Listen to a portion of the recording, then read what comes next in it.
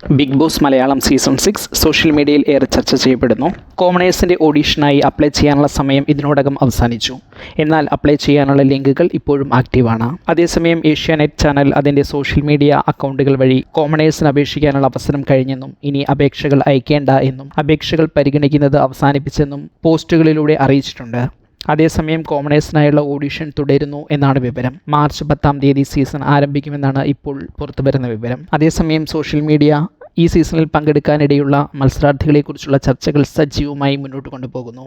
നിരവധി പേരുടെ വിവരങ്ങളാണ് ഈ സീസണിൽ പങ്കെടുത്തേക്കുമെന്ന തരത്തിൽ പുറത്തുവരുന്നത്. അത്തരത്തിൽ ഒരാളാണ് അലൻ മാറ്റേഴ്സ് എന്ന മലയാളിയായ ഹോളിവുഡ് നടൻ. ബിഗ് ബോസ് റിവ്യൂവേഴ്സിൻ്റെ പ്രഡിക്ഷൻ ലിസ്റ്റുകൾ എന്നതിലേറെ പല വീഡിയോകളുടെയും കമൻറ്റുകളിലാണ് ഇദ്ദേഹത്തെക്കുറിച്ച് സൂചനകളുള്ളത്. അലൻ മാറ്റേഴ്സ് എന്നതിലുപരി സിറിയക് ആലഞ്ചേരി എന്ന പേരിലായിരിക്കും മലയാളികൾക്ക് അദ്ദേഹത്തെ കൂടുതൽ പരിചയം. ഇദ്ദേഹത്തെ മലയാളികൾക്ക് പരിചയപ്പെടുത്തിയതാകട്ടെ മലയാളികളുടെ പ്രിയപ്പെട്ട ലോകസഞ്ചാരി സന്തോഷ് ജോർജ് കുളങ്ങര അദ്ദേഹത്തിൻ്റെ സഞ്ചാരിയുടെ ഡയറിക്കുറിപ്പുകൾ എന്ന പ്രോഗ്രാമിലൂടെയും. സന്തോഷ് ജോർജ് ഇദ്ദേഹത്തെ കണ്ടുമുട്ടുന്നത് അദ്ദേഹത്തിൻ്റെ ഒരു ലോസ് ഏഞ്ചൽസ് ഹോളിവുഡ് ചിത്രീകരണ യാത്രയിലാണ്. എന്നാൽ ഇദ്ദേഹം കോട്ടയം അതിരമ്പുഴക്കാരനാണ്. സന്തോഷ് ജോർജ് കുളങ്ങര തൻ്റെ ടെലിവിഷൻ ഷോയിലൂടെയും സിറിയക് ആലഞ്ചേരി തൻ്റെ ചില ഇൻ്റർവ്യൂകളിലൂടെയും പറഞ്ഞതനുസരിച്ച് അദ്ദേഹത്തെക്കുറിച്ചുള്ള കഥ ഇങ്ങനെയാണ്. ചെറുപ്പത്തിൽ വൈദിക പഠനത്തിനായി വടക്കേ ഇന്ത്യയിലെ സെമിനാരിയിൽ ചേർന്നു. പിന്നീട് സെമിനാരി ഉപേക്ഷിച്ച് മുംബൈയിൽ താമസമാക്കി പല ജോലികൾ ചെയ്തു. ഹോട്ടലിലെ ജോലികളും തൻ്റെ സംഗീത ഉപകരണത്തിലുള്ള പരിചയം ഉപയോഗിച്ച് മറ്റു ചില പ്രോഗ്രാമുകളുടെ ഭാഗമാകാനുമെല്ലാം ശ്രമിച്ചു. ഇതിനിടയിൽ തൻ്റെ ഇംഗ്ലീഷ് ഭാഷാ പ്രാവീണ്യം ഉപയോഗിച്ച് കൂടുതൽ മെച്ചപ്പെട്ട തൊഴിലുകൾ കണ്ടെത്തി.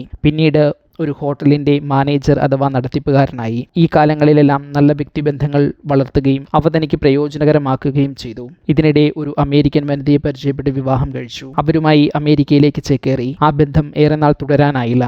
തൻ്റെ നൈപുണ്യങ്ങൾ ഉപയോഗപ്പെടുത്തി അമേരിക്കയിൽ പച്ചപിടിച്ചു. അമേരിക്കൻ സേനയുടെ ഭാഗമായി സേവനം ചെയ്തു. സേനയുടെ പല പ്രധാന ഡിപ്ലോയ്മെൻറ്റുകളുടെയും ഭാഗമായി. പിന്നീട് സൈന്യത്തിൽ നിന്ന് വിരമിച്ചു.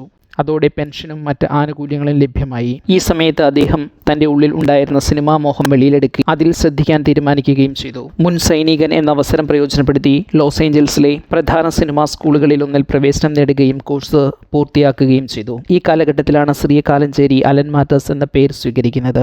ആലഞ്ചേരി എന്നതിൽ നിന്ന് അലനും മാത്യു എന്നതിൽ നിന്ന് മാറ്റേഴ്സിലേക്കും എത്തിച്ചേർന്നു. അങ്ങനെ അലൻ മാറ്റേഴ്സ് എന്ന ഹോളിവുഡ് നടൻ തൻ്റെ സിനിമാ ജീവിതം ആരംഭിക്കുന്നു. നിരവധി സിനിമകളിൽ വ്യത്യസ്തമായ കഥാപാത്രങ്ങൾ ചെയ്തു. പല TV ഷോകളുടെയും കൊമേഴ്സ്യലുകളുടെയും ഭാഗമായി. ഈ കാലയളവിലാണ് സന്തോഷ് ജോർജ് കുളങ്ങരയും സംവിധായകൻ ലാൽ ജോസും അടങ്ങുന്ന സഞ്ചാരം ടീമിനെ കണ്ടുമുട്ടുന്നതും അവർക്ക് സാരഥിയാകുന്നതും. പിന്നീട് മലയാളത്തിലും ഇംഗ്ലീഷിലുമായി നവൽ ദ ജൂവൽ എന്ന പേരിൽ സിനിമ നിർമ്മിക്കുകയും അതിൽ നായകനാകുകയും ചെയ്തു. ശ്വേതാ മേനോൻ ഉൾപ്പെടെയുള്ള താരനിര സിനിമയുടെ ഭാഗമായിരുന്നു.